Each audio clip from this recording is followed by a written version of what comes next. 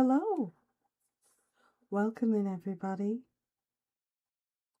Welcome, welcome. Today, like all days, perhaps not like all days, but today we are going to read some dark tales. If this is your first time here in the library, my name is Grimoire Index, and yeah, get comfortable. There we are.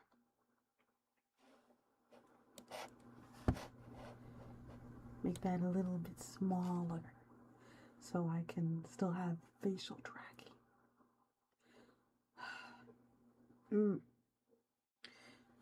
I apologize if I appear a little sour today. I am quite under the weather. Oh. But I still wanted to come in and read stories for you guys. Let me move down a little bit. Feels like my head is being cut off. I still wanted to come in and read stories for you all. So, if you don't mind me, yeah, let's read some stories, okay? Is my volume okay?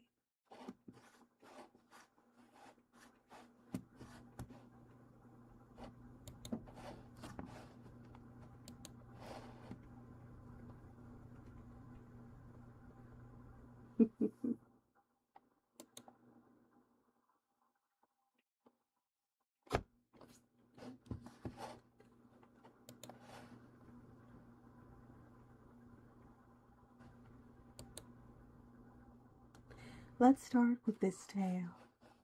Today we are reading off of No Sleep. And in case you're wondering, you guys are not hearing the background music?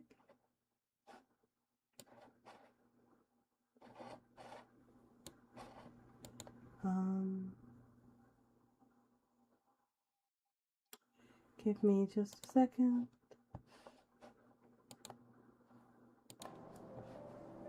Can you hear it now? You should be able to. Let me try to be a little more quiet for a second. Okay, wonderful. Oh, you can hear it now. Good.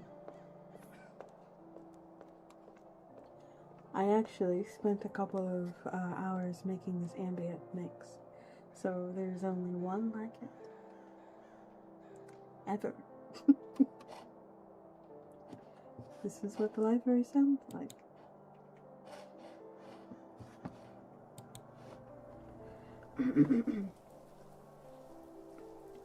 It's a little rainy as well.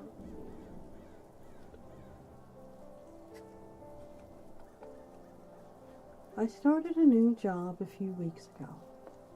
Since then, weird things kept happening to my new coworkers. My first day on the job was Monday, February 9th.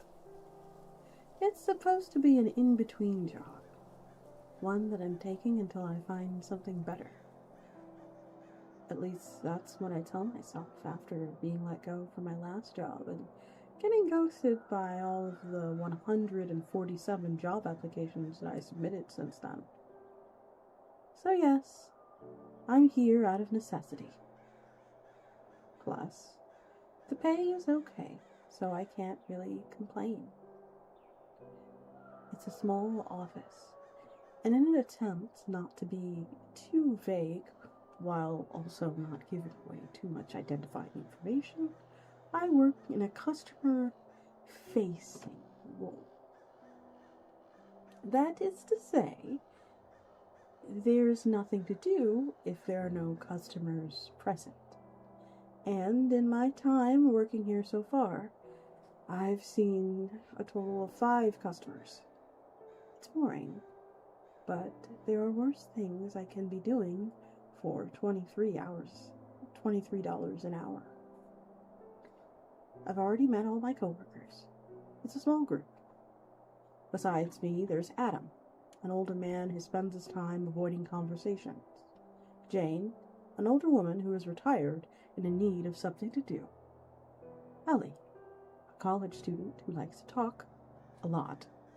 Kevin, a guy around my age who takes his job way too seriously. And Santa, who introduced herself to me as a teen mom. It's a diverse group, so to say the least, but overall everyone is easy to get along with. Apart from us, there are 2 managers, Jeremy and Kate. On my first Friday there, we had a staff meeting that consisted of 2 main things. Introducing the new co-worker, that is me, and discussing the remodeling that would be taking place over the weekend. Kate, who was leading the meeting, spent an entire time gushing about the new furniture we were getting and the color that the walls would be painted. No one seemed to care except for her and Jeremy. Jeremy, who kept interrupting to say things like, "Ooh, how exciting," and "I bet it'll be super comfy." Sure enough, on Monday morning I walked into the new and improved break room.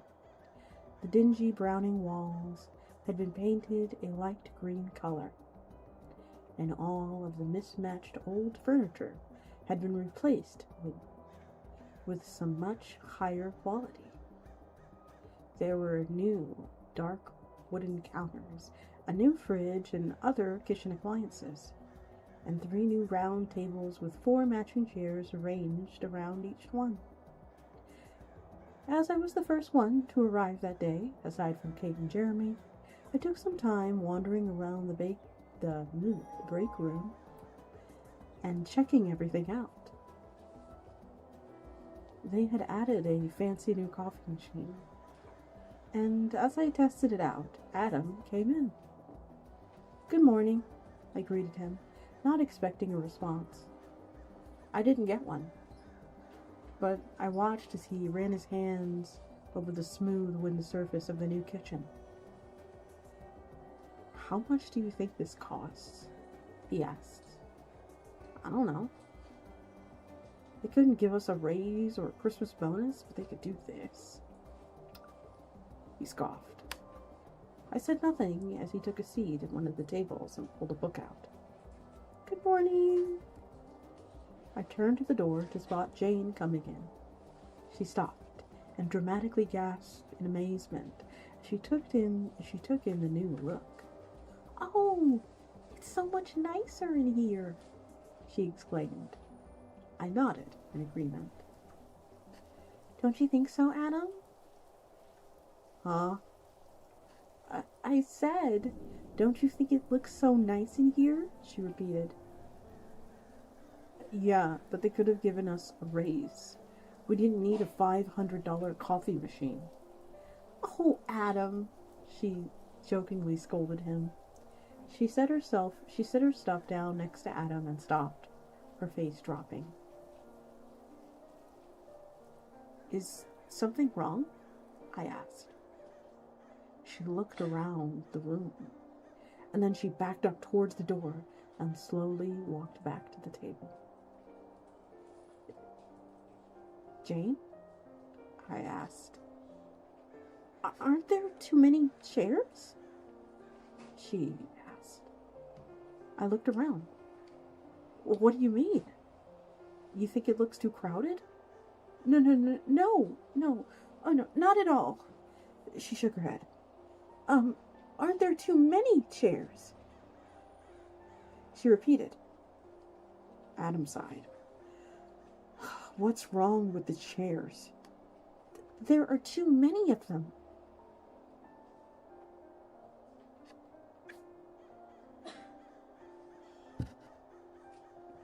At this point, Adam checked it out.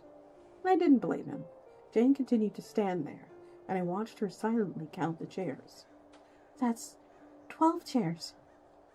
Yeah, I replied, confused. There's 8 of us that work here. Right. Adam sighed in frustration, and I regretted getting myself involved in this conversation. Well, that's 4 chairs too many, Jane shouted. I jumped. Well, it's good to have more seating, isn't it? Sometimes people need more space, so no! She snapped. I looked at Adam. He rolled his eyes and went back to his book. There are too many chairs. Why are there so many chairs? Is everything okay in here? Kate poked her head in from the bake room. I shrugged. Adam said nothing. Why are there so many chairs? Jane shouted again. Hey, Jane, what's going on? Are you okay? Kate asked, stepping into the room. What's with all the chairs? Jane asked in a nasty, accusatory tone. There are too many of them. There's 12. Only 8 people work here. Kate looked at me in confusion. I shrugged it off and drank my coffee in silence. Jane suddenly turned around and grabbed Kate by the shoulders.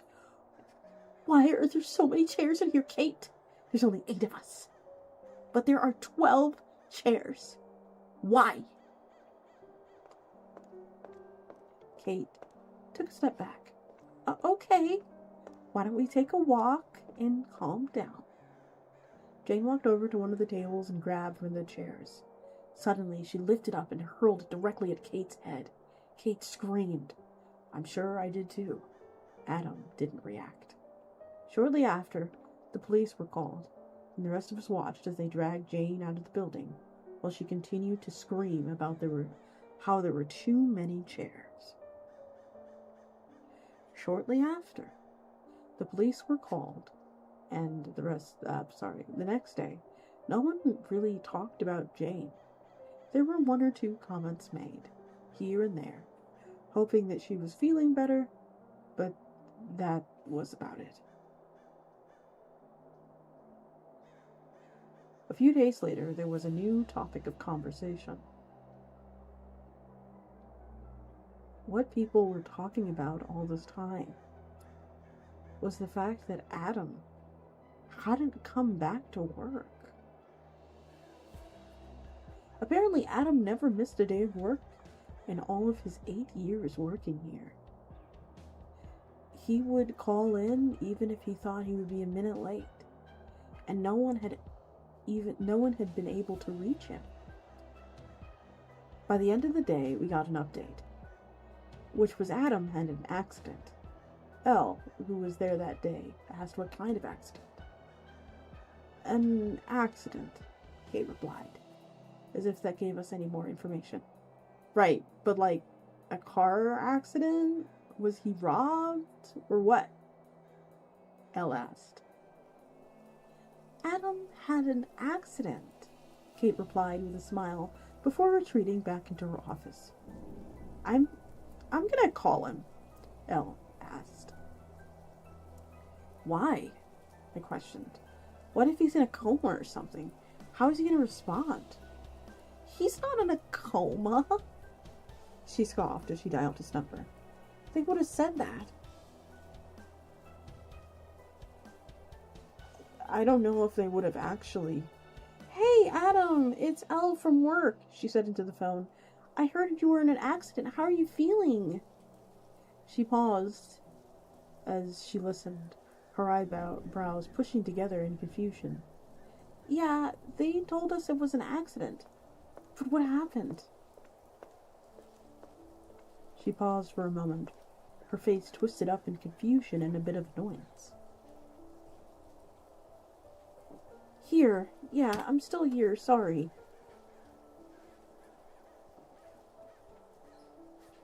She motioned for me to come closer and angled the phone so we could both hear. So, it was a car accident? it was an accident. I heard Adam's voice reply through the phone. I gave her a questioning look and she shrugged. Just an accident? Yeah, just an accident. Oh, well, I hope you feel better soon. She hung up without saying goodbye. How weird is that?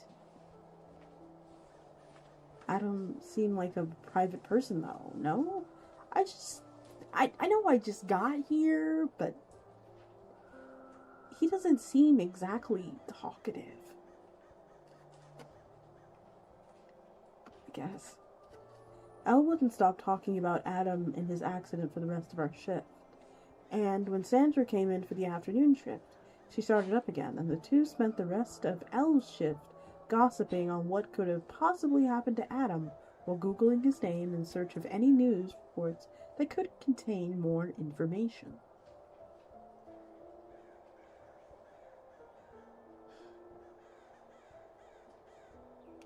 The following week, when Elle and Kevin came in, Elle seems to have forgotten all about Adam and his accident. Instead, she spent the entire time talking about how she enrolled into a gymnastics class. She talked about how she used to be in gymnastics as a child, claiming that she had the chance to be a pro Olympian, but wasn't able to due to her parents' divorce. Later that day, as we sat in an empty building, she asked Kevin and me if we wanted to see some of her movies. Kevin said yes, and I didn't respond. But Elle stood all the way up and began to do a gymnastic routine in front of us. She grinned as she did the splits, then stood up and did a back bend. Kevin clapped, and then she did 2 cartwheels across the floor, narrowly missing one of the lamps, before turning back to face us. And for the finale, a backflip, she said as she took in a deep breath. We watched as she psyched herself up for the backflip. It happened so suddenly that even now, when I think about it, it's hard to picture the order in which things unfolded. 1 second she was standing on the ground normally, ready to jump into her backflip. The next thing I knew, there was a sickening snap, and she flopped to the floor, unmoving, with her neck at an unnatural angle. I don't remember if Kevin or I screamed, but I do remember someone calling the ambulance and making us go home for the rest of the day. I had trouble sleeping that night, as every time I closed my eyes I could see Elle's face as it stared back at us with her happy performance-ready grin. We were open 2 days after the incident. Sandra called in to take Elle's shift. Nobody said anything to each other that day. I don't really mind, as I didn't know what to say, and I was afraid if I spoke, I might start crying, and I really didn't want to do that in front of my new coworkers. Towards the end of the shift, Sandra began to complain about how she didn't want to be the one to cover Elle's shifts. She said that Kevin was originally asked to do it, but he had a family emergency, which she believed he was making up in order to avoid coming back to work. I said nothing. She sighed dramatically. I'm going to take my lunch break.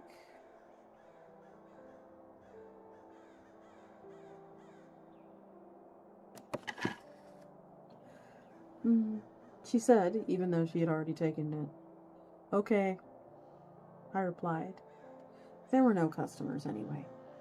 40 minutes later, Sandra was still nowhere to be seen, so I decided to go looking for her. I found her in the break room washing a dish. Hey, I thought you left. She turned around and smiled at me. No, I was eating. I think I was hangry. I feel much better now. Well, that's good. She turned the tap off and turned to face me.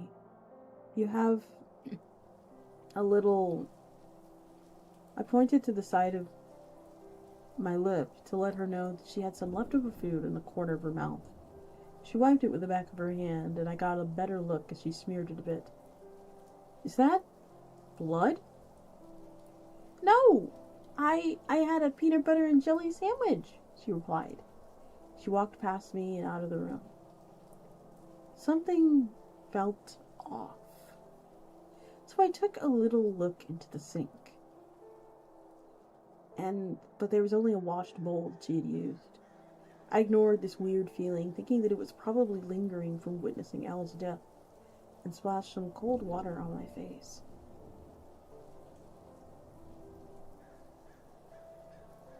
Okay.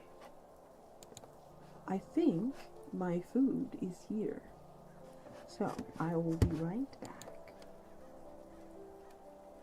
I will not be reading 50 Shades of Grey on stream. Are you kidding me? What? So fresh today.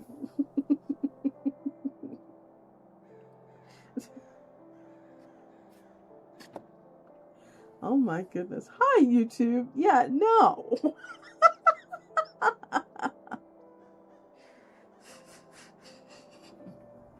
I don't read swill. I'm just kidding. I'm just kidding.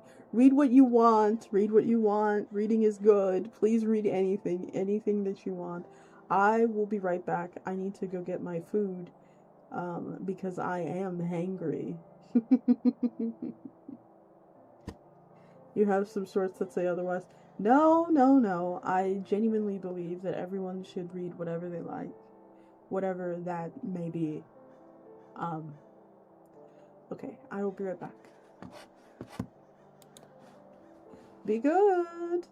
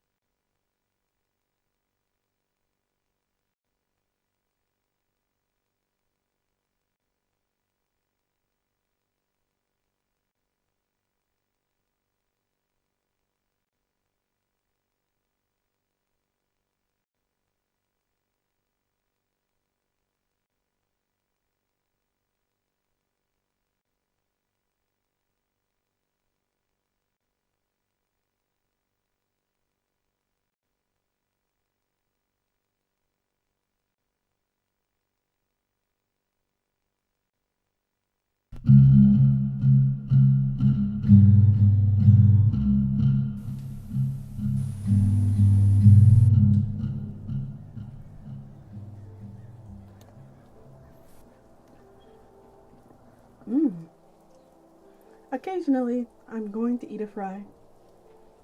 I'm sorry.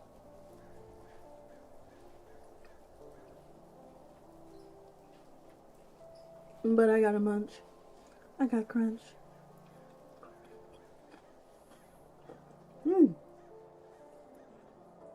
I heard House of Leaves is really good.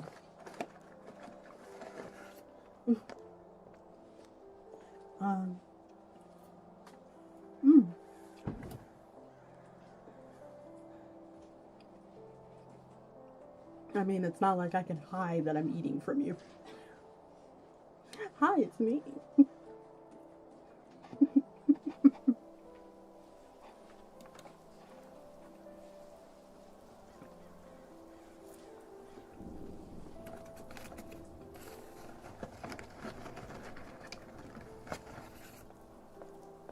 But something felt off. And so I took a look inside the sink. But there was only a washed bowl that she'd used. I ignored the weird feeling, thinking that it was probably lingering from some witnessing of Elle's death, and splashed some cold water on my face. I tore a paper towel off the nearby roll to dry my face, and opened the trash can to toss it in, in there, revealing a dead rat. I shouted in surprise and jumped back from the trash can. I took in a deep breath before opening the lid again and staring at the dead rat that sat atop the rest of the trash. I tried not to gag when I realized there were human bite marks all over the rat. I went home early that day. Kate didn't even ask me why. And Jeremy had spent the entire time I had been there, locked up in his office.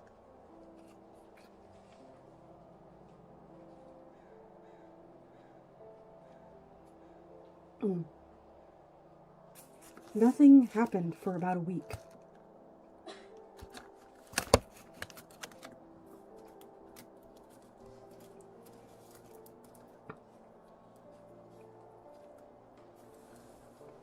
Sandra never came back, but everything else was normal.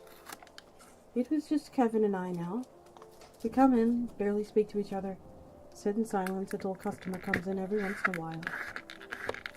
This morning, there was already a customer here when I came in. I walked past Kevin, speaking to an older man dressed in a suit, carrying a cane. Kevin kept glancing over at me as he assisted the man, who was there for about 10 minutes more after I arrived. Once he left, I watched Kevin angrily walk towards one of the work computers, sit down as he began to angrily type.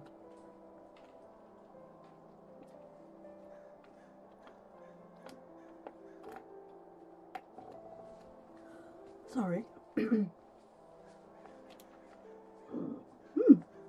Excuse me. Hydration was needed. So you guys get some eating ASMR as well.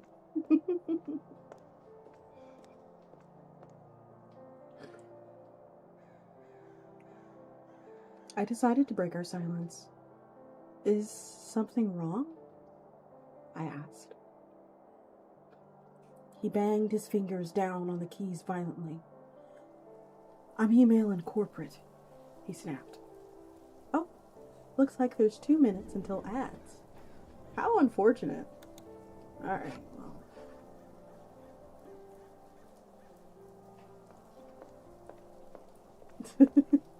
Let's wait on those ads. Are y'all enjoying the story so far? Those are some yummy fries. It is okay, because Grim may eat. Yeah, you guys can tell when I'm eating. But look, I'm going to take a bite of a fry.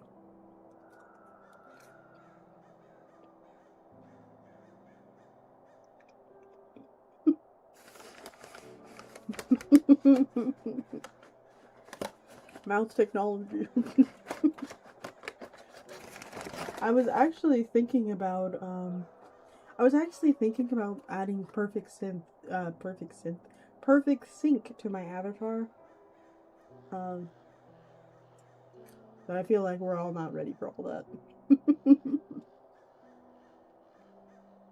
Yeah, it's good. I'd say these guys are turbo cursed. Yeah, they're very, very turbo cursed.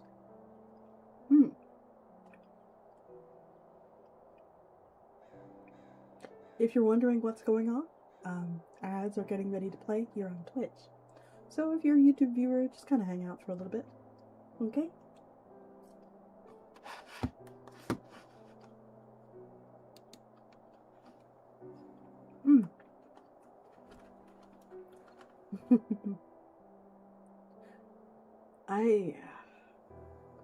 I felt so bad for Elle.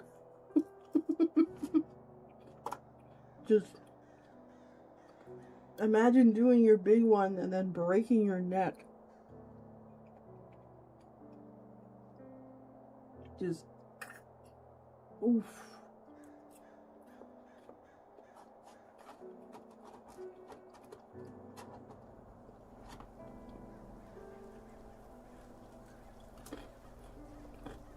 Welcome in. Thank you for the check.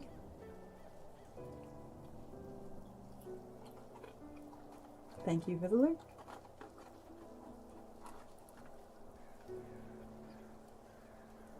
At least it was quick. I mean, yeah, she died doing what she loved. Hydrate. Okay, 1 second.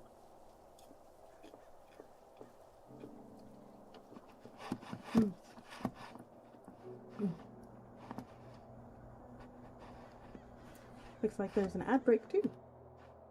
So I'll be able to hydrate and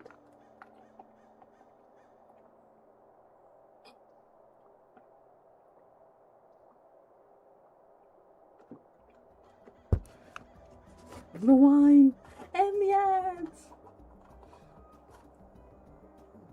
Excuse me.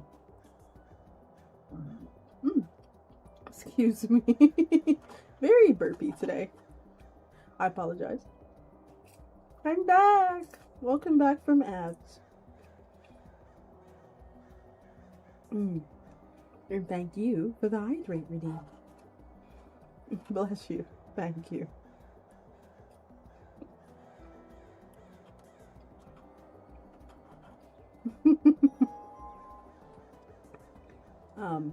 Yeah, the lemonade I got makes me very burpy.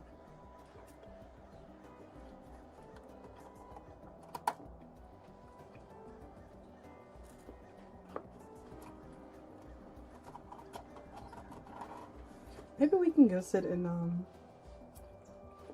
I think, yeah, hold on. I'm gonna change the category to just chatting. And yeah, we can kind of just chat here. The ambience you made is fantastic, by the way. Thank you.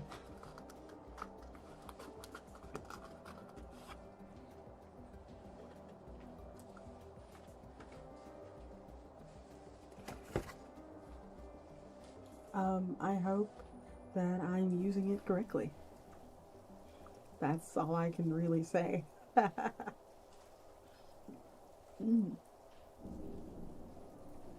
Excuse me. Okay. Oh boy.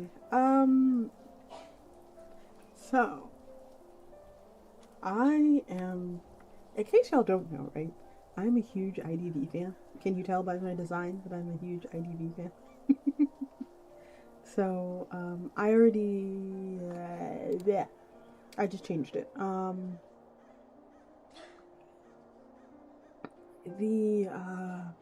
What's the word? So, I was so excited. I was watching one of my favorite content creators talk about the new updates and some of the new things they have planned. And apparently, if some of you have been playing since last year, like I have, there was like a hide and seek mini game where it was like an evil dentist is gonna come and kill you, and everybody's like what evil dead, like the song was so good, like I loved it. But lo and behold, apparently we are getting that character now. I'm so excited. I am genuinely really, really excited that we're finally getting that character. I wish it was scarier though, but I mean, I guess there's only so far you can go. With that being said, let's continue our tale, shall we? Take multiple breaks. His fingers banged down on the keys violently. I'm emailing corporate, he snapped. Okay, I replied. Why? There's so much bullshit that we have to deal with here, and we barely make any money. It's ridiculous. All of the stuff that's going on, and management is acting like everything is fine and dandy.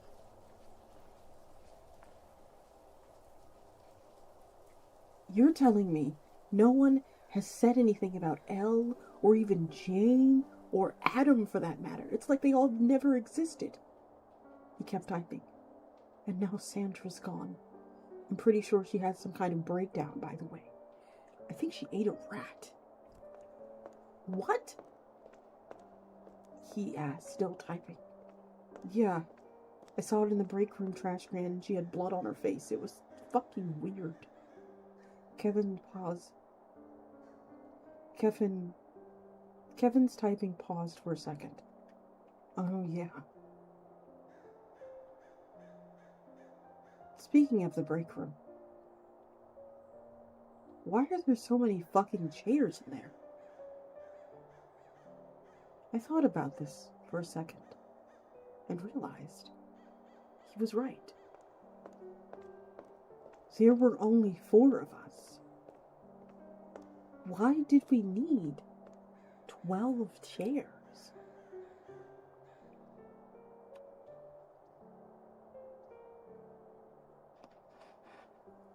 And that was... I started a new job a few weeks ago, and since then, weird things keep happening to me, to my coworkers. By EATPA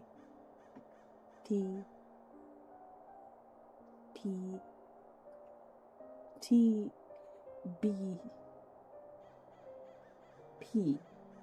There we are. That was a struggle. Thank you. Not the chairs again. Not the chairs again! Mysterious endings, speculations, anyone? Oh, man.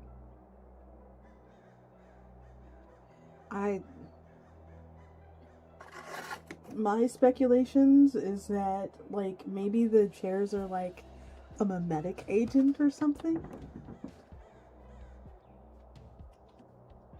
That's my speculation. My speculatora.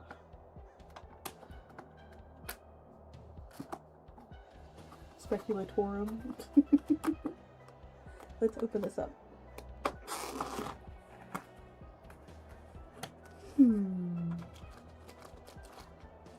Oh. Interesting. I'd have to bite of one of these.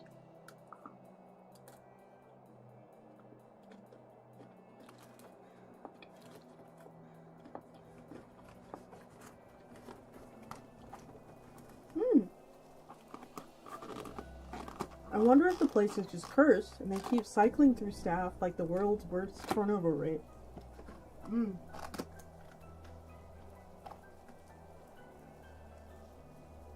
I feel like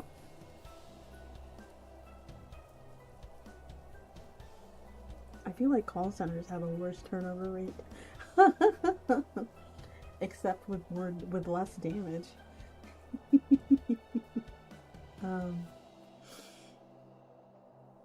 Yeah.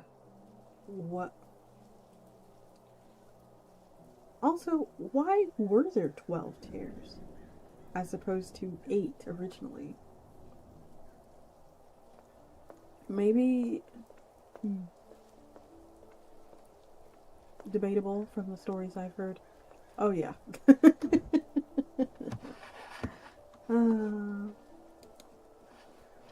Let's start our next story, shall we?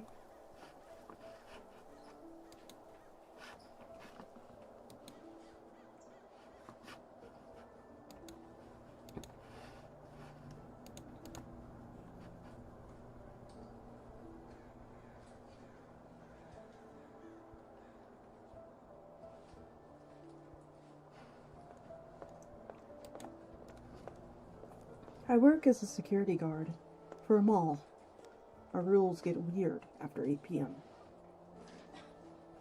I don't really know how to start this, but I assume you read the title and understand the basic premise here. I work as a security guard for a mall. I probably shouldn't say where or where I'm from or where the mall is located, but it is a normal town as well as normal as the South can be, I suppose. Anyway, let me just work through the basics and help you understand the job, and I'll just go through the rules as they were given to me. I won't be able to go into all of the rules in this post, but if it's a rule that I had personal experience in an ill attempt to give context to what it means, some of them are rather vague.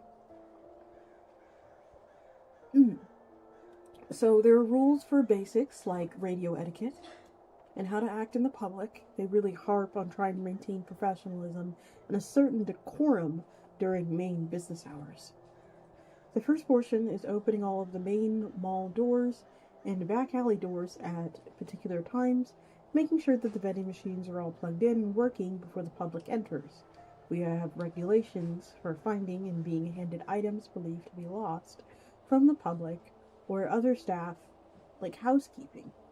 That's the name we have for general staff to keep the mall clean and maintained. During normal hours, 8 a.m. to 8 p.m. is pretty basic stuff. Making sure people aren't stealing from stores, making sure no one's running in the mall. At 3 p.m. we have a shift change where the first shift and the second shift trade off maglocks. The maglocks are basically these little magnetic batons that scan a small metal tip that's placed in spots around the mall. You've probably seen them before if you've ever looked hard enough. They're small round dots that sit on the wall next to like the main entrance or elevators.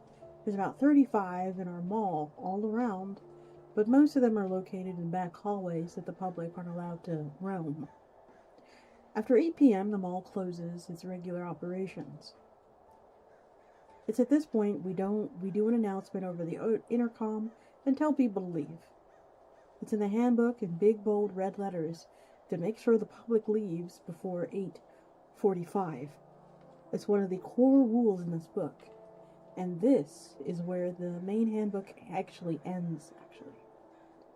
But my boss has a handwritten book of rules that he keeps and reads from when teaching new employees. After 9 p.m., the night begins, but the night shift doesn't officially start until 11 p.m. So after 8:50 is when the hard portion of the second shift begins. We have to check to make sure that every store in the mall is closed, and then all the main staff from each store has left for the night. Double checking that there isn't any of the public wandering the mall before 9 p.m.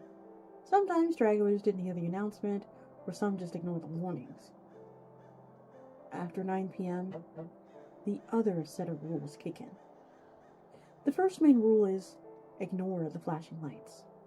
Maintenance will not change the bulbs. To be completely honest here, I'm not sure why this is a rule. There are quite a lot of bulbs in the main mall section that flicker. I've never really tried to change them because they're way too high off the ground, but I'll try to ask in my next shift why we ignore them. The next rule is to stare at every turn when you take one. I thought this was an obvious thing. You don't want to run into someone in the back halls or in the main mall, or just basically pay attention so you don't run into someone by accident. There is a turn in the back halls that I make sure that I'm looking at whenever I take it. However, it just looks weird no matter what direction I face when I take that corner in particular. It just looks like someone is standing right there. I've stumbled a few times thinking I'm about to run into someone, but no one's there. Okay, this next one seems rather obvious again. It's don't walk in the back halls.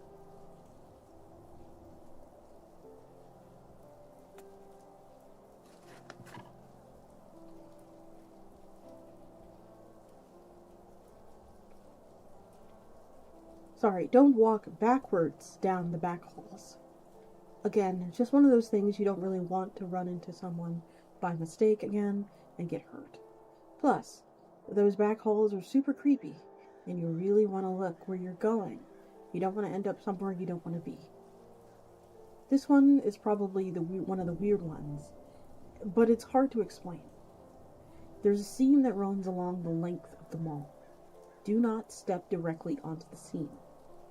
So, if I could post a picture of what this is talking about, it would make this easier to explain. But it basically looks like, think like a pull-down gate. If you've ever seen one set in a ceiling, it almost looks like one of those. It's like a foot across. It really does run the length of the mall.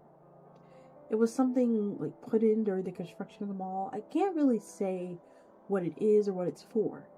I don't step on it because it looks really weird, and the center dips in a bit, and I don't want to hurt myself by stepping on it. With my luck, I'll twist my ankle, stepping wrong, or something like that. The rules get progressively weirder from here. If you hear popping sounds from the vent, stop and listen. If it gets louder, ignore it. If it stops above you, run.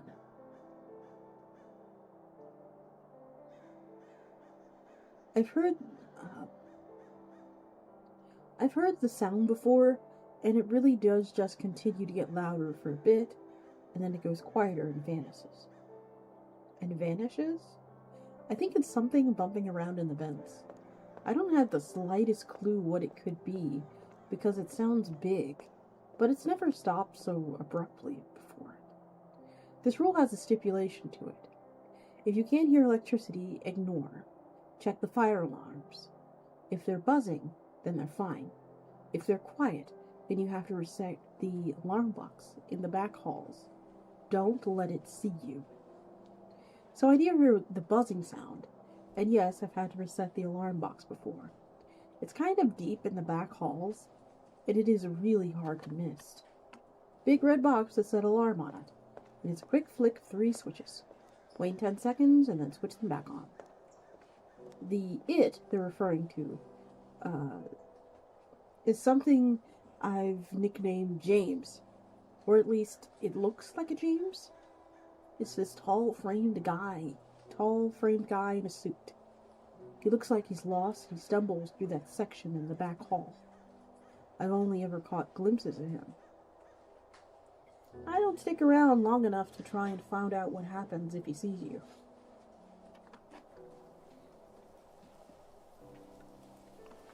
Clean out the floor scrubber and refill it before the end of the shift.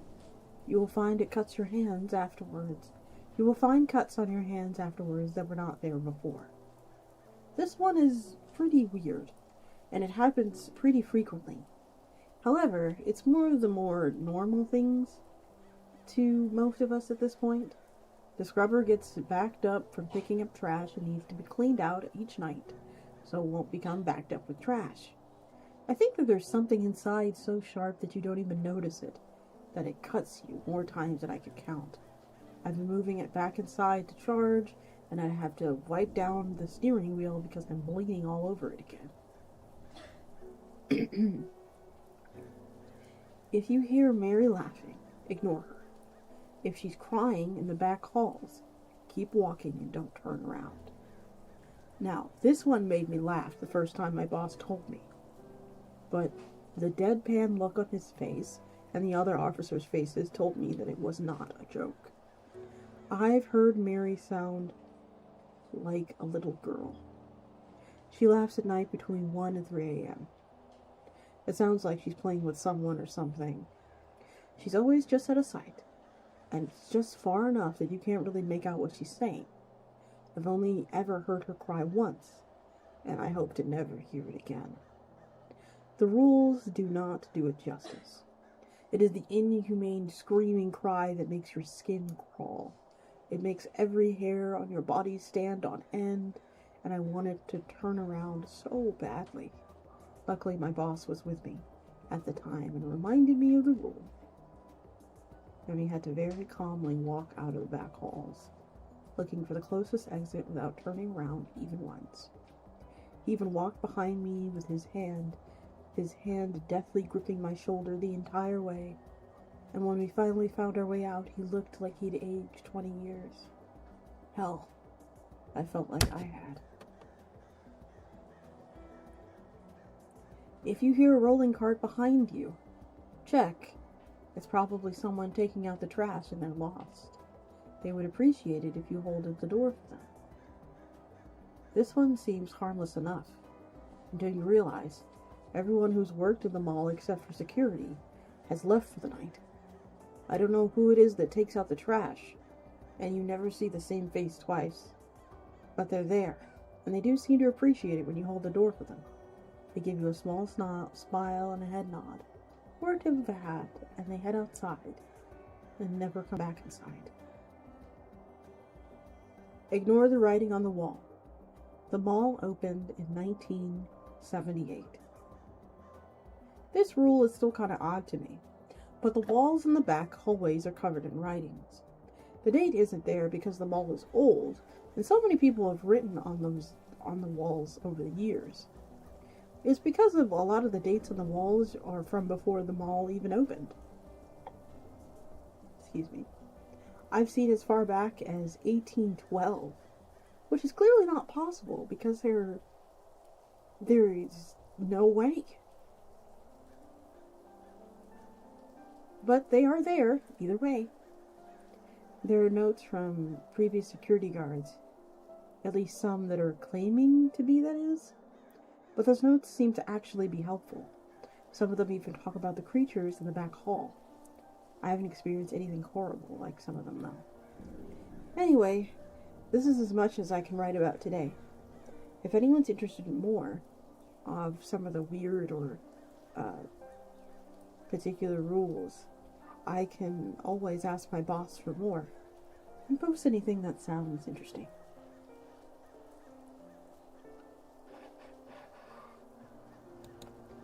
So, did you enjoy that one? That was. I worked as a security guard for a mall. Our rules get weird after 8 p.m.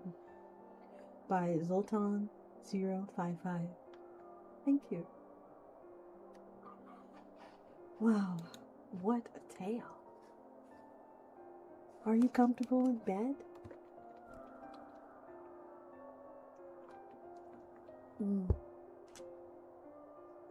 Enjoying the stories?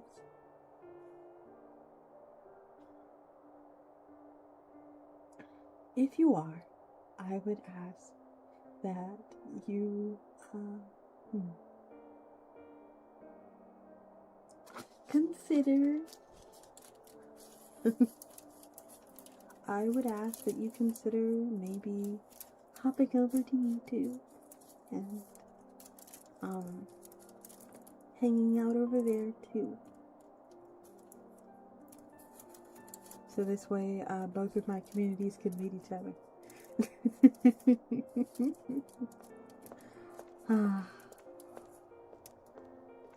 It's so comfortable to be with you guys.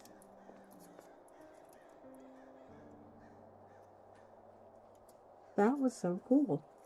I don't know what it is, but I love after hours expanding abandoned mall shopping center vibes.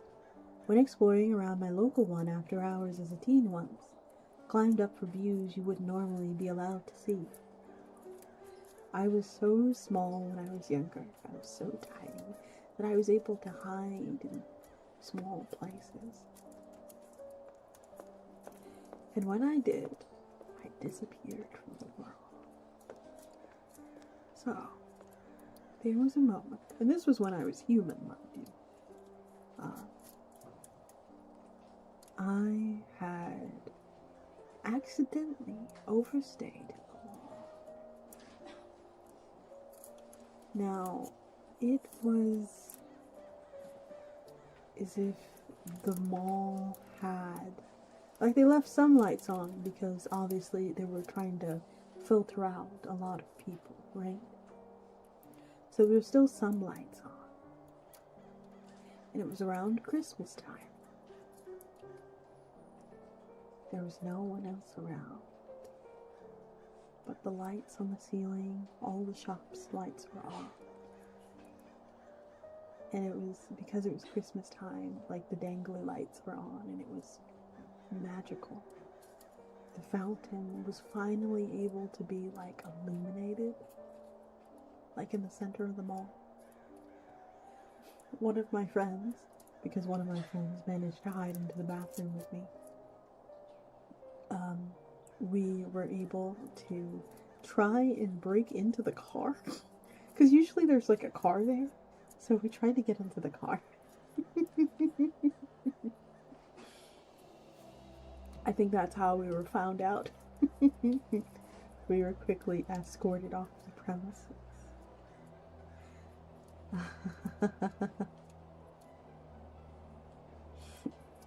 It was so much fun.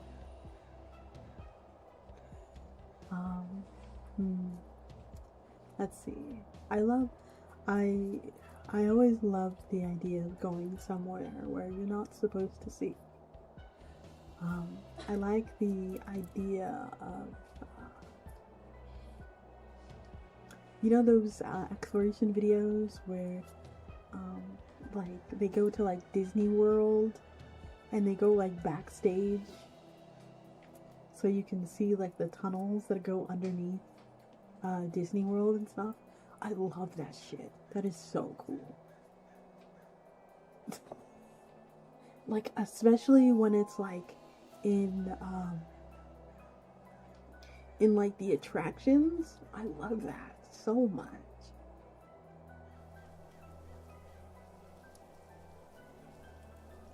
Urban exploration is so cool. Yes! One of my dreams, it's a small dream, but one of my big dreams is I'd love to be able to hold a Vampires the Masquerade campaign. Like a full, like, campaign or LARP or whatever. Full LARP in, like, an abandoned city. That's what I want to do. Like an abandoned town. Also, like, imagine doing one, a cyberpunk one, and you get to, like, rent out shops and stuff. Ugh, that would be so fun. Oh, hell yeah. Yeah! That is so... I want that so bad.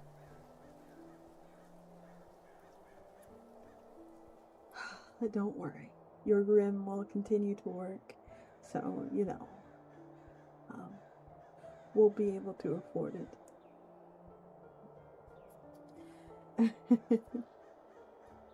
Let's read our next story, shall we? My local city, before, around the time I was born in, had a big Vampires the Masquerade LARP scene. It looked really cool. Lots of cool stories. Oh yeah, it's always a good time.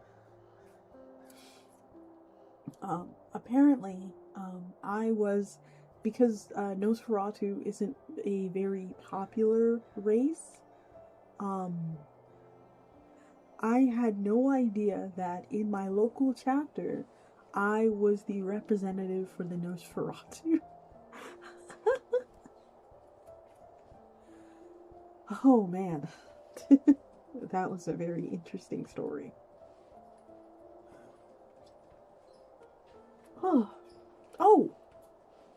People have asked me before. Representative by default? Yeah, I was just made the representative. Mind you, it was like my first day of playing.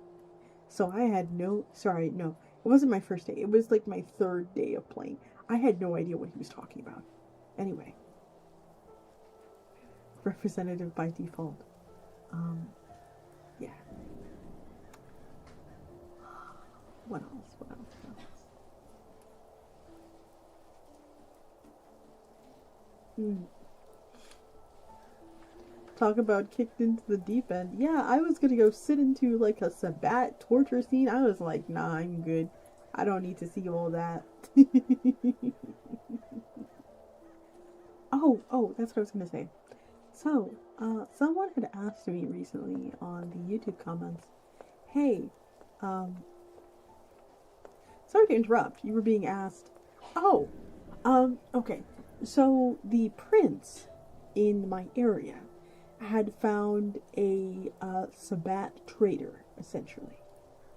They had found a trader, and I was asked, because I was on all of the clan representatives were being brought, all of the Camarilla clan representatives were being brought downstairs so that we could watch the prince, who was Ventru, torture the Sabbat operative so that they could know, oh, excuse me, so that they could know, like, how they got access to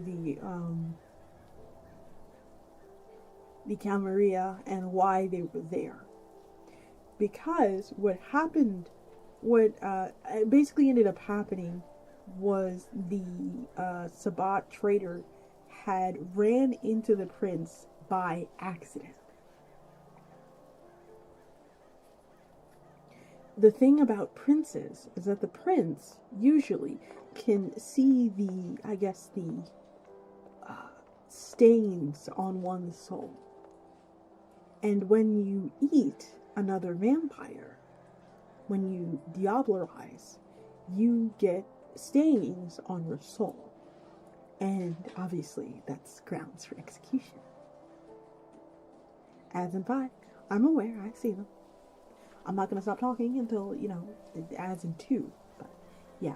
So, the prince, this Sabbat person, I think they were, I wouldn't really say my mentor or whatever, but,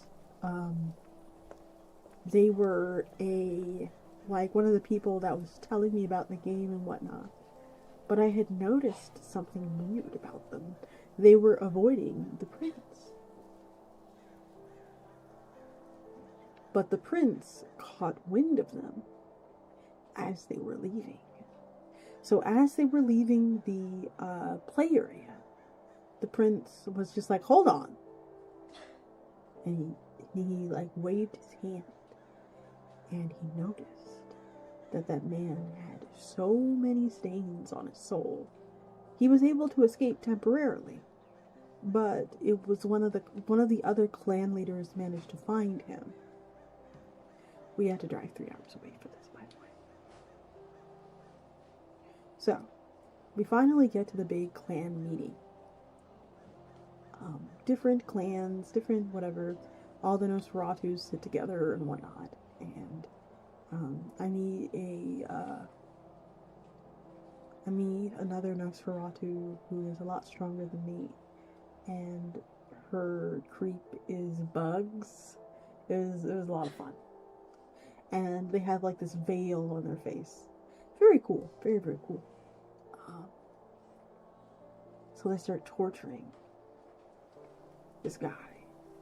And this is at this point, I'm no longer, I haven't seen this part, but this is stuff from hearsay. So, because one of my friends was the gangrel representative, according to what he said, the prince brings everybody downstairs and starts to interrogate the Sabbat trader. They say that they got in through the last vampire ball, that the queen from another county allowed them to do this so that they could spy on this county. And I was like, oh, that's so messy. And they were like, yeah. And moreover, so they said, oh, Ads are happening to me.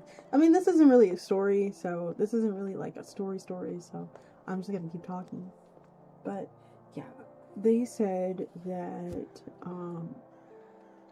they wouldn't name who their contact was. They wouldn't name who the prince was in the other county that allowed them to do all of this. But what they did say was that they would have a reckoning, and that reckoning would happen during the big vampire ball that was happening at some point. So according to hearsay, I wasn't there, but I heard some stuff did go down. But that was a long, long time ago. When I used to play Vampires the Masquerade LARP. Ah, what a fun time. Anyway, ads are getting ready to occur. So if you want to skip the ads, consider becoming a Twitch Prime member. That makes you a cool Gaster Ghost.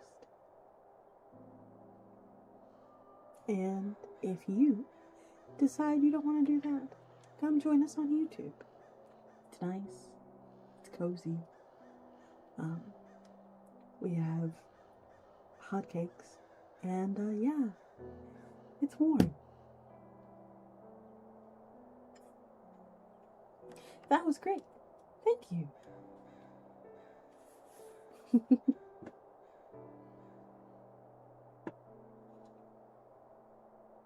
As it happens, I meant what you were about to talk about before the story. But thank you anyway.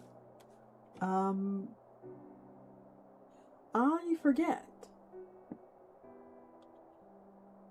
I think I just yapped my way out of the app. You were being asked something.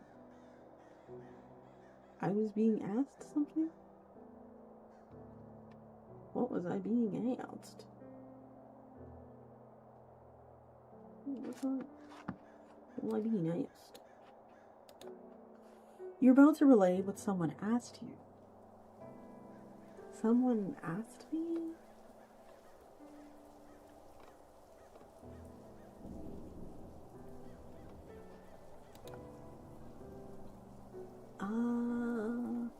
I forget. I've already forgotten. I'm so excited to be here, so I already forgot. It'll come back to me. It'll come back.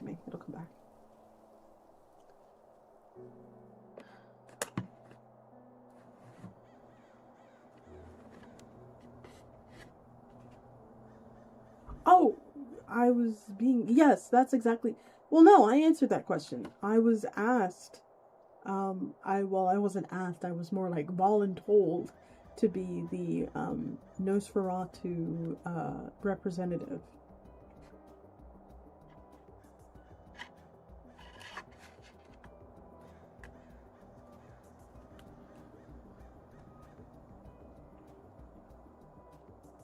You started talking about another thing. Really? I'm pretty sure that I'm pretty sure I wrapped that story up. There was a point where I really fucked up. There was a point where I messed up. So obviously in Vampires the Masquerade, the biggest thing is obviously the masquerade, right? Portion of it. In one of my first couple of missions, I went along with a couple of people, and we had what was the word? We had tried to break into the store because we needed information from a laptop. So the store owner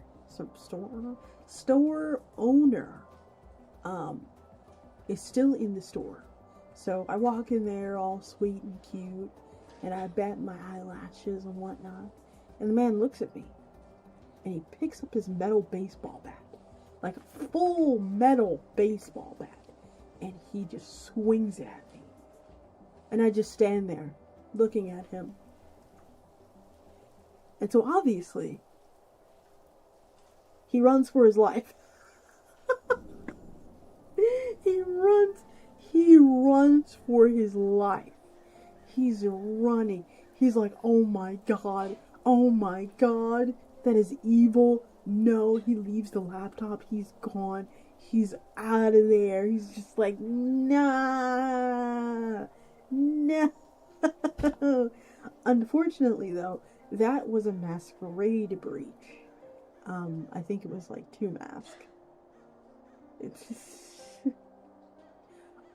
one of my friends was able to sedate the store owner, and I was able to continue my merry life, enjoying vampirism and my my Nosferatu record producer, talent manager self. I think that's what my character was. She was like a record producing talent manager, and I was like one of my talents, who is like Justin Bieber-esque, was one of my other friends. I was wearing this cute little coat. I was wearing my cute little suit jacket and everything. I wore some jewelry. Like, it was nice. It was nice. I should have wore a power suit.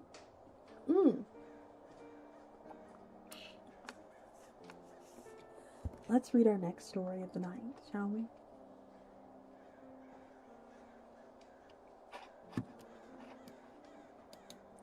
Enough of that vampire stuff.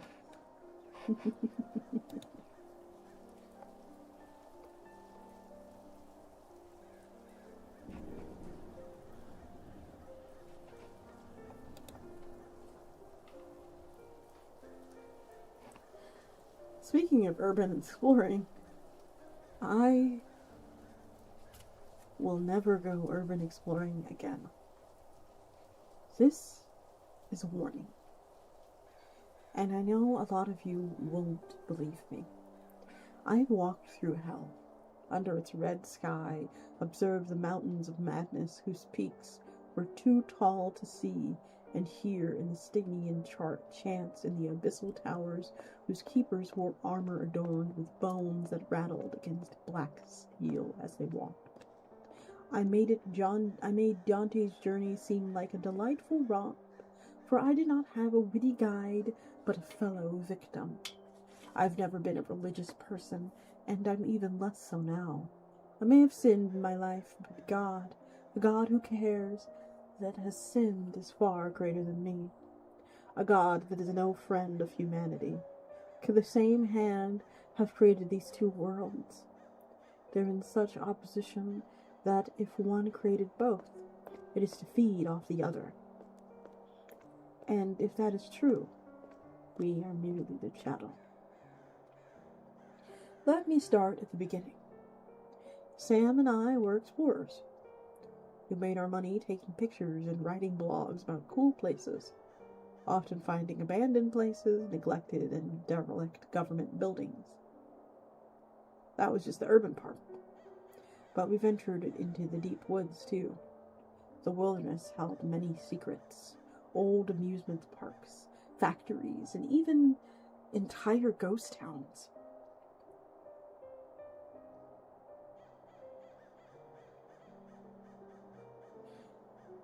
My journey, my final one, started, like most, with a blog entry. The title read, Abandoned Haunted Military Site. That was enough to pique our interest. We had ventured to many supposedly haunted places and come out with 0 experiences. Military sites that were abandoned like this were usually Civil War or World War II era, and were just abandoned during the de-escalation after the fall of the USSR. The blog included a dozen pictures of overgrown fences and concrete buildings hidden in the trees. The blogger attested to having seen strange lights that hovered overhead at night, and then cited anecdotal stories of people seeing monsters, hearing strange howls and screams at night. Then, there were dozens of disappearances. All of these types of posts were just adding a little seasoning to their pictures, just to make it seem more dangerous and enticing to those looking for an adventure. Either way, it came with a location tag, and after we checked our maps and could see where there were structures in the woods, we packed our bags and left. It was a 12-hour drive, and during the time we tried to find out more information on the site. Unfortunately, they took down the blog post. This sometimes happens, because we were technically trespassing on many of these places, and the posters didn't want any liability. Our goal, though, was to leave no trace, come and go doing nothing that would show that we were there, out of respect for the people who had owned them, but also to keep its beauty. There is a special elegance in decay. It was on such a vast swath of public land, so that made it far more legal. Sam plotted a route using the GPS, topographic maps, and the trail maps. There weren't many trails, and none came within a mile of the site, so it was going to be a slog. And it was, too. I won't get into the details of that first day of hiking. We ended up camping out under the stars and found that at least some parts of the post were true. There were lights dancing in the sky overhead, moving at impossible speeds with an unknown purpose.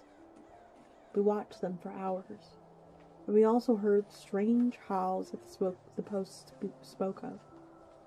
They sounded like the shrill cries of a bobcat or fox, eerie to hear in the wild, and if you didn't know what it was, it definitely would have sounded like the scream of a dying person. The next day we went off trail, following a stream that meandered through the woods near the site, and the only stranger thing was the smell of sulfur. We assumed that the water came from a contaminated spring. Excuse me. We also noted the distinct lack of animals. There were no birds, no deer, no squirrels, nothing at all. We didn't really think much of it. Just figured we were deep enough into the woods that everything was extra wary of us.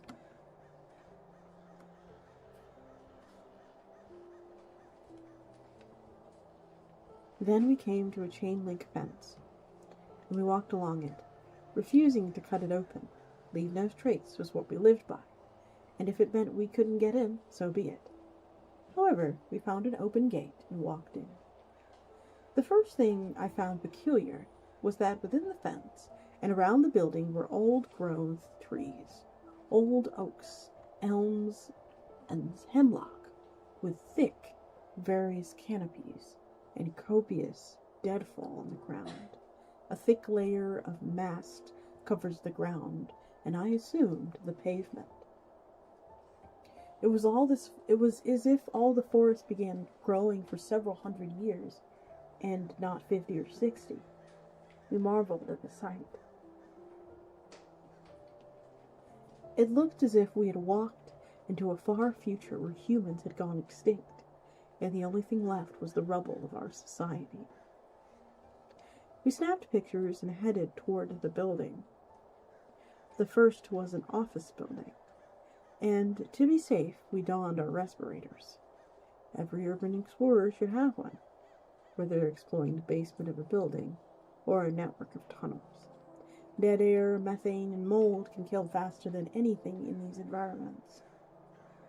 The first thing we noticed when walking in was the tech still sat on the desk.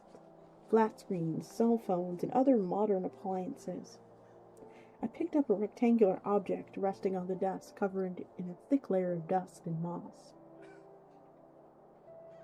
The bare spot on the desk was comical, but on the back side of the object was the Apple logo. It was a early generation iPhone. This place couldn't have been abandoned for over 20 years. Did they build around these massive trees? Or Sam waved me over to a stairwell, and we descended. We turned on our headlamps as the darkness enveloped us. Wind blew at our backs, pushing us, urging us down like the gentle hand of a friend. The basement was a large space, with everything pushed to the walls. Our headlamps couldn't illuminate the entire basement, and harsh shadows danced around us as we moved, seemingly no relation to our lights. I wandered into the center of the room, and my boot caught on something, causing me to stumble. At first I thought it was a stone, but when I kneeled down and reached for it, I pulled my hand back. It was a human jawbone. Sam said something about a cool rock, but her voice was distant, like she was talking to me from the other side of the cavern. There was another bone, a femur, I guess by its size, next to the jawbone, and numerous little ones underneath them. There was a raised ridge in front of me, and as I followed, I realized it was the circle I was standing in the middle of. I turned to Sam to say that we should leave, but she was holding a strange curved stone, black as night. It resembled a partially bloomed flower. The shadow converged on her as she held it, and the air moved as if she were a center of a whirlwind. The wind carried strange and hoarse voices, like the memories of chants to a long-forgotten ritual. She stepped over the bones towards a skull that had its jaw wide open, like a Venus flytrap. She placed the stone inside and stepped away. The air grew sultry, and the eldritch disembodied chants became louder. I asked her what she had done, and her response chills me when I think about it, as I was told. The stone opened like a blossom, and a blood-red glow emanated from its yointic center. Sam screamed, and darkness enveloped me. I awoke to the putrid smell of rot and sulfur, and when I opened my eyes, I thought I had died. The sky was not its usual blue, but a vibrant vermilion with clouds the color of soot. I cursed loudly and scrambled to my feet. My mask had shattered on the ground at my side. I searched for Sam, for a way back, but there was nothing. I was alone in the field with sparse patches of bone-white grass. On the far edge of the field was a forest of black trees. My gaze was drawn to them, not because they were beautiful or alluring, but because they were wrong. Then something moved between their trunks. I reached for the strap of my backpack, grateful it had come through with me, and dug. I dug, and I found what I was looking for. My kukri shell machete.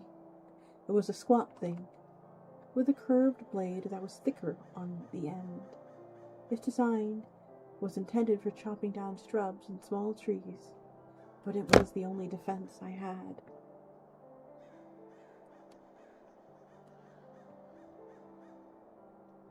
I looked back towards the forest of black trees, and whatever moved either ventured too deep or had gone still. I didn't know where to go, but I knew in my gut that under the boughs of these strange trees would be death. And then I wondered, was I dead? I felt alive, my heart still beat, my skin was warm. If this wasn't hell, then what was it? I searched my surroundings, and on the horizon opposite the forest, the sky was a different shade of red. Darker, more like clay. But then the clouds shifted, and tall peaks were visible. I realized that it was a mountain, one far more massive than anything I knew of. And at that moment I felt like Dorothy, then Dante. Toto, I have a feeling we aren't in Candace anymore. I chuckle at the juxtaposition. I left a place of vibrant color, and ended up in a place painted with a palette of different reds, browns, and blacks. Standing in contrast to the red mountains were black spires with writhing strings of light connected to parts of the area. There was nothing to compare their height to, but they seemed massive to me, I walked towards them, being there no obvious other landmark. I checked my phone, but it had shattered, but my camera was still in my bag.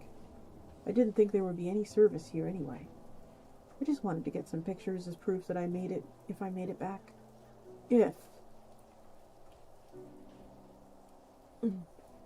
Excuse me? Ooh. No matter how many places I explored, no matter how dangerous they were, I never doubted that I was coming home. This was truly the first time. It took hell itself to bring me any doubt. As I walked, winged serpents flew overhead, which had no heads, just a toothy hole like a lamprey. The brittle white grass murmured as when it broke, voices of the dead and damned escaping their husk. I avoided them because after a while the mutters became clearer. They were calling my name. The black clouds shifted and I saw the putrid red sun. There was a black writhing mass around it, like it was being swallowed by an unfathomably enormous beast that made of darkness and tentacles. I shuddered at the sight, and when the clouds obscured it once again, I was relieved. Once I left the field behind, the land became more barren and covered in dun boulders and large obsidian stones with carvings that glowed when I got close. Then I heard a shout, and I ducked behind a boulder, hoping it hid me from whatever was coming. I waited, and their voices grew louder, and to my horror I understood them. It was a man screaming and crying, begging for mercy. I'm ashamed to say that my first thought was, thank God it's not me or Sam. I waited, hidden behind those stones as the procession walked by. They looked like they could be men with 2 arms and 2 legs and a head. Only these things were taller than any men. Their arms were long, and their bodies were hunched like a beast, used to walking on all 4s. I couldn't say what they actually looked like. Black chitinous armor covered them. Horns protrude from their helmets in savage spirals. The beasts rattled, their bones stark against their black armor as they marched. 6 of them as they walked by, before I saw the source of wailing. A poor tortured man was being dragged behind them by a loop of his metal piercing in his forearms, between the radius and the ulna. As they dragged him, he noticed me and shouted in another language. I can only assume that he was screaming for help, which he did not receive from me. They marched for a while towards the towers. I followed them, hoping that I might find my way out of this hell. I snapped pictures, being mindful to ensure my flash was off. Wondering where Sam had gone, and if there were any more people. My second question I received a soon answer as it occurred to me. Unfortunately, I was the only one that was free. When we got closer to the towers, the omnipresent smell of sulfur and brimstone charged to rotten flesh.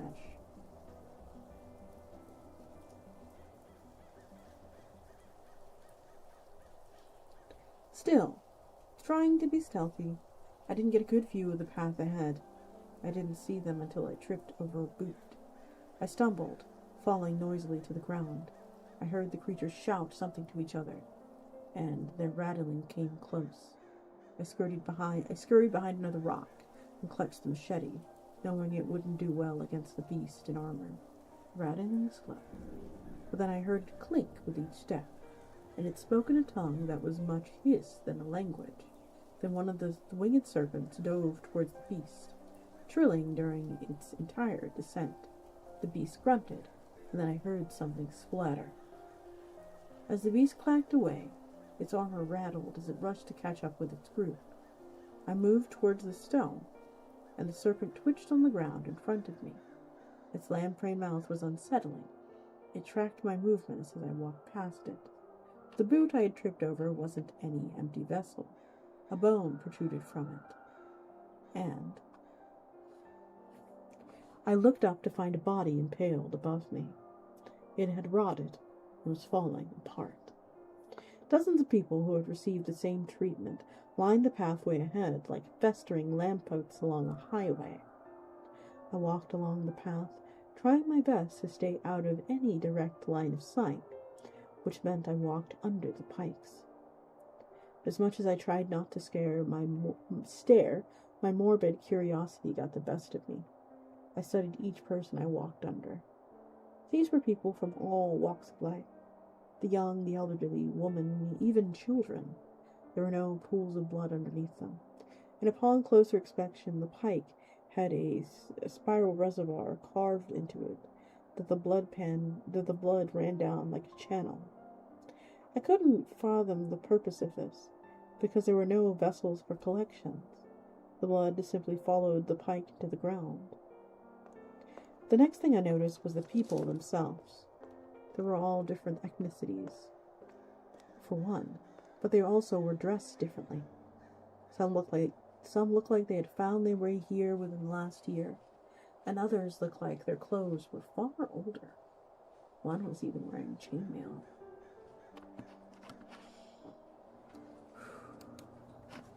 This one's long. This one may be our last one for the night, guys, because I am getting a little tired. But I think it's fine. Let's continue. After a little sip.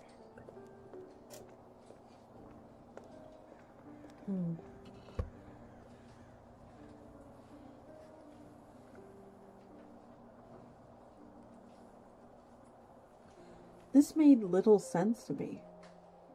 How could it be possible? Then I passed a man in samurai armor, another who was wearing nearly pristine white Jordans. There was no way they abducted these people who were just hanging out in costume. For me, it didn't make logical sense. The alternative didn't either, though. I followed, hoping I'd find the answers on the way, but there were none to be had. The black spires grew in height, and they were kind of a brutal baroqueness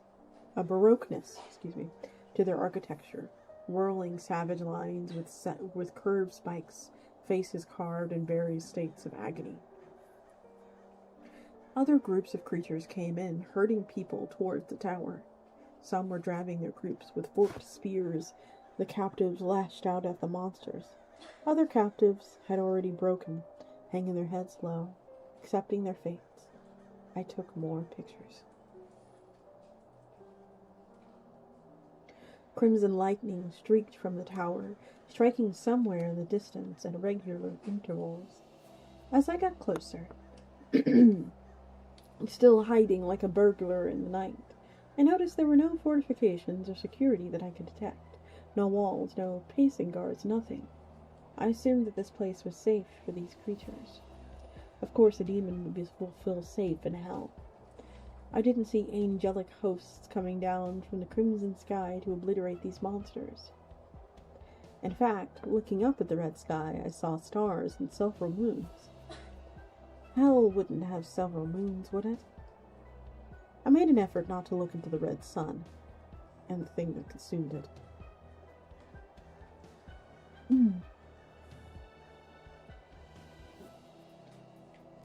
As I got closer, as I dared, the air became electrified.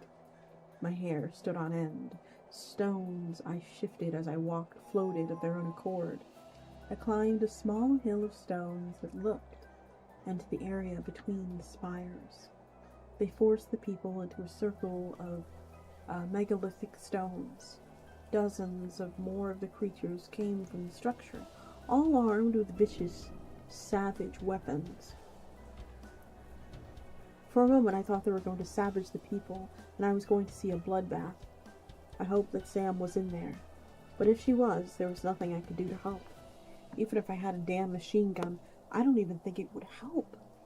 I felt hopeless, horrified, and too scared to do anything. Something moved near me. Rocks rolled down the side of the slope next to the stone I was on.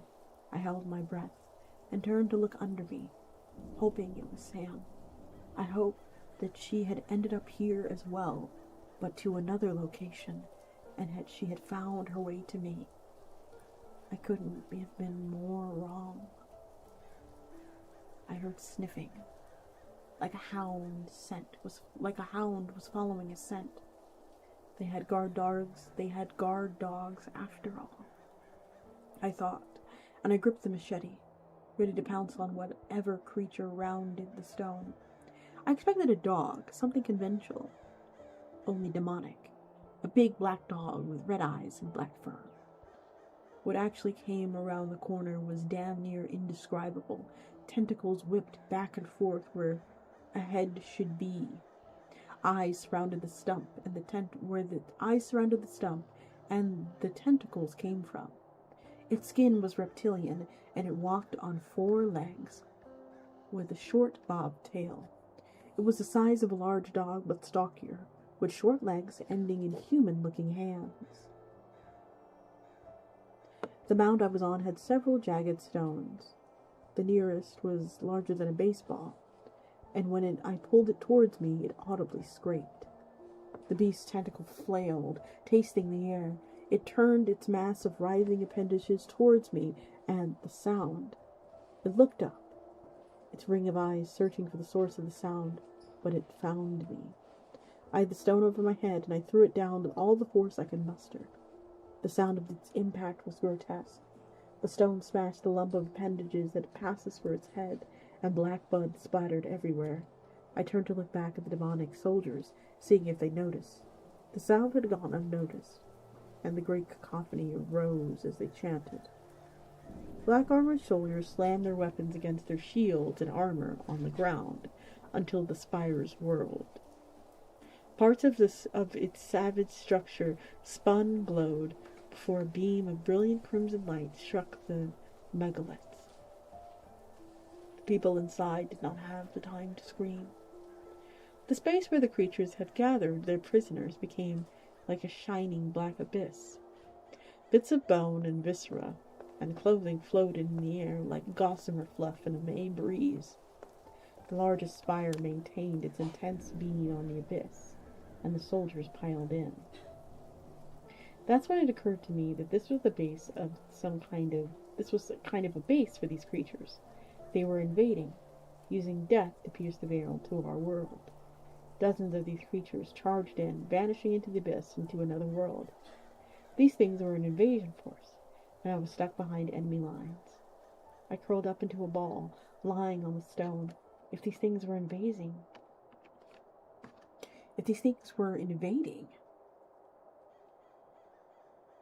I lost my place.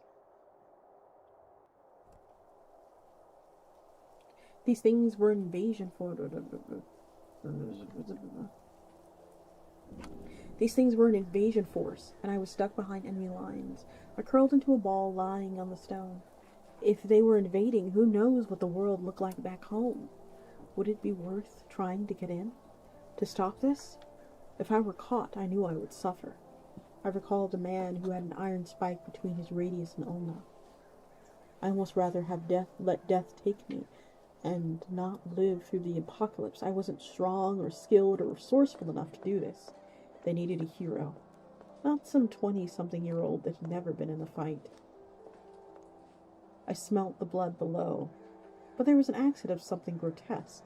I looked down at the creature I had slaughtered, and the roots were coming up from the ground, wrapping their woolen arms around it. The smell was some kind of enzyme, because the body dissolved and the roots wrapped tighter and tighter. After an hour, there was nothing but disturbed earth. I did not know what to do. I felt safe in this little nest of stones that I had found, but for how long? That tentacle creature found me, so who's to say that another one won't, or that these demons won't stumble upon me? I looked out at the spires and thought I might sneak into that portal and end up back in my world. But what if it wasn't? There were people here who wore things from other times. Where would I end up? Where would I end up? And then I looked at the tower. It seemed empty. I couldn't be certain, but it definitely seemed that everything in this place ventured into that portal, leaving it unguarded. The creatures must not assume that anyone could end up here and attack them. I was thinking this hubris could be my way out. I skidded down the stones and sheepishly approached the spires. The electrified air reeked of rotten eggs. As I approached the whirling abyss inside the stones, images flashed in size, Great cities of silver, old villages with thatched roofs, barren landscapes, and more. None of them looked like home, and I wasn't sure how the portal worked. I opted to go towards the tower, looking over my shoulder, feeling unseen eyes on me. The spire was the size of a skyscraper, built into brutal black metal, but its entrance was open. An arched doorway was large enough to drive a truck through. The interior was lit, with strange red crystals adhered to the walls and ceilings. Gibbets hung from the ceilings with skeletal remains around the tall ceilings in various states of decay. My hands shook, and I had to consciously make an effort not to hyperventilate. I focused myself by taking pictures of it all. I found another doorway, open like the last, and a hallway inclined along the curve of the spire's outer wall. I followed.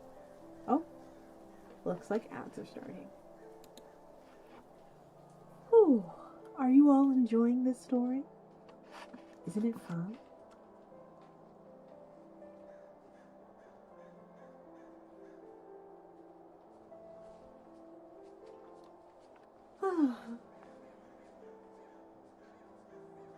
Oh, I love this story. It's relaxing. Very different vibe from the others. It's very Dante's Inferno, isn't it?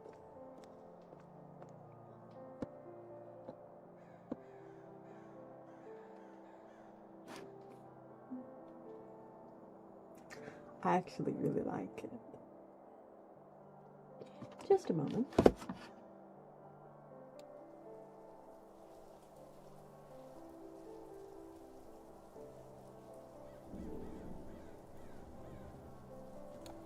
Okay.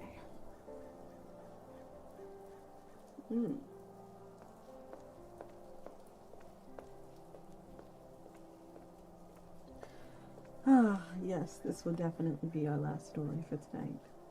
My headache is killing me.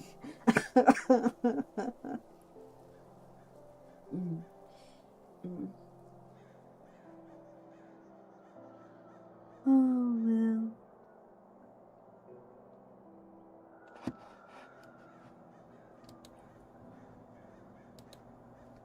Oh. So, no grim rest. No, guys, I can't rest. I have to make sure that you guys hear the story. I mean, we can't finish it. I guess we could finish it, next week. Oh, man. I think we may have to do that, you guys. Yeah, I think so. Okay, everyone. We'll go ahead and finish it next week. But, just in case you forgot, that was, or at least half of, I'll Never Go Urban Exploring Again by E.M. Ultro. Thank you, E.M. Ultro. We will finish this story next time. That being said, I'll go ahead and let us go visit someone else, okay?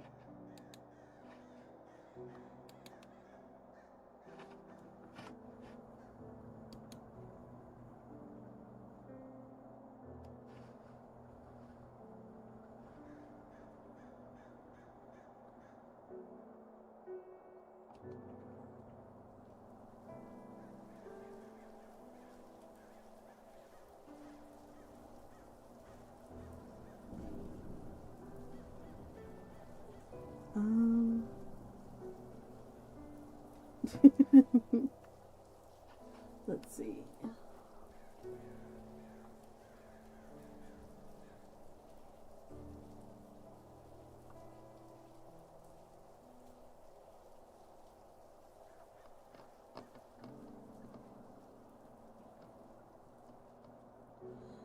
Looks like this person is actually playing Night in the Woods. Or at least is about to start playing Night in the Woods. let's go ahead and have them. This is Anaya. Let's go ahead and give them our love. Here we go. And good night, everybody. I will see you on Sunday, hopefully.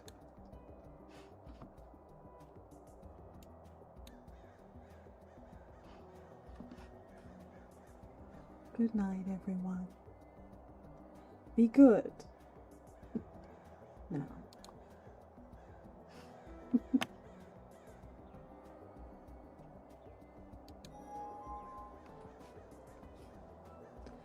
And good night to you, YouTube.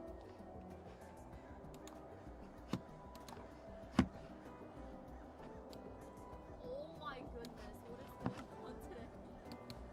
Hey yo, Grimoire Index, thank you so much for the... I was gonna say thank you so much for the follow. Thank you so much for the raid. Holy. I just had a raid right before you too. I don't know what's going on. But how was your stream? Oh, this person seems really cool. Alright. Good night, everybody.